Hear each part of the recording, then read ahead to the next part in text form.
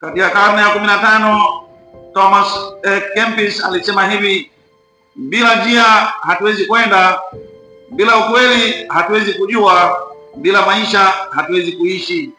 Alichomaanisha bila maisha hatuwezi kuishi ni bila uzima, ambao katika kila misa takatifu, adhimisho la misa takatifu, tunatengeneza uzima wetu. Katika maneno Yesu mwenyewe anatuambia, Injili ya Yohana sura ya 6 aya 54, aulaye mwili wangu na kuinywa damu yangu ana uzima wa milele. Katika adhimisho la kila adhimisho la misa tunatengeneza uzima wetu kwa maneno Yesu aliyesema, aulaye mwili wangu na kuinywa damu yangu ana uzima wa milele. Uzima haufi, kuishi naye milele, tiketi ya kwenda mbinguni. Unapokabiliana na changamoto unafanyaje? Unamkimbilia nani? Unamtegemea nani? Basi leo tujifunze kutokana na somo la kwanza. Tukae, changamoto inapokuja kifamilia, kijamii, kijumuiya, kiparokia, tukae tujadili why this is happening, tuwasikilize, tutatue. Sisi ni nani kama Wakristo? Kitambulisho chetu si cha kawaida. Tumejengwa juu ya mwamba, ni Kristo mwenyewe. Tumesikia somo la pili. Sisi ni hekalu lililojengwa juu ya mwamba ambaye ni Yesu mwenyewe. Mafadhaiko yetu yamejibiwa na Yesu katika somo la 3. Anasema mimi ndimi njia, kweli na uzima. Unapoendesha gari unaweka GPS. Wewe unaamini GPS ya gari ambayo wakati mwingine inapotosha? Kwani usingemwamini Kristo? GPS tunayaamini, tunaendesha gari, kumbe inakupeleka sehemu nyingine, wakati mwingine inakosea. Yesu akosea, amesema mimi ndimi njia, kweli na uzima.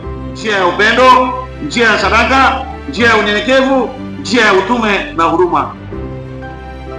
Njia hii ina gharama, na Yesu anayesema mimi ndimi njia, kweli na uzima ameshatutengenezea njia ya msalaba, kujisadaka. Njia hii ina gharama, kuna ukweli ndani yake na uzima ndani yake. Kwa kwanza, njia hii inatualika kuacha starehe ya maisha, kiburi cha maisha, tamaa binafsi ya kujilibikiza mali kwa ajili ya kuliinua kanisa. Siku hizi tunataka njia nyepesi, njia mkato. Tunakimbilia makanisani na magonjwa, uchumi unadidimia, tunakimbilia njia mkato, tunamwacha Yesu. Baada hapo tunadhoofika, tunarudi kanisani. Katika maisha ya nasa starehe huwezi kutoboa njia. Vijana wanasema kutoboa njia. Maandiko yanasema Isaya 43 aya 19b, wewe Mungu unatengeneza njia jangwani na mito ya maji nyikani. Hakuna neno lisilowezekana kwa Mungu. Mungu anaweza yote. Kuna neno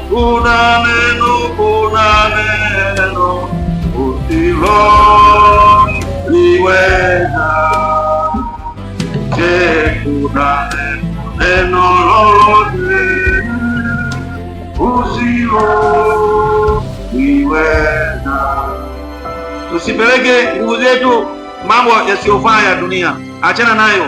Kwaresma imepita, tuko katika kama ya kipindi cha Pasaka. Mshuhudie Kristo kwa ujasiri na maisha mapya. Maisha ya starehe si maendeleo wala mafanikio, bali unapokumbwa na changamoto kimaisha, unafanya bidii kuzikabiliana nazo hizo changamoto, hapa ushamasi utatoka, kama uliotokea katika somo la kwanza. Itatokea baraka mpaka leo ushamasi huko. Maisha ya starehe lazima yaondoke. Kama mwewe kuona mwewe kwenye picha au filamu, mwewe eagle,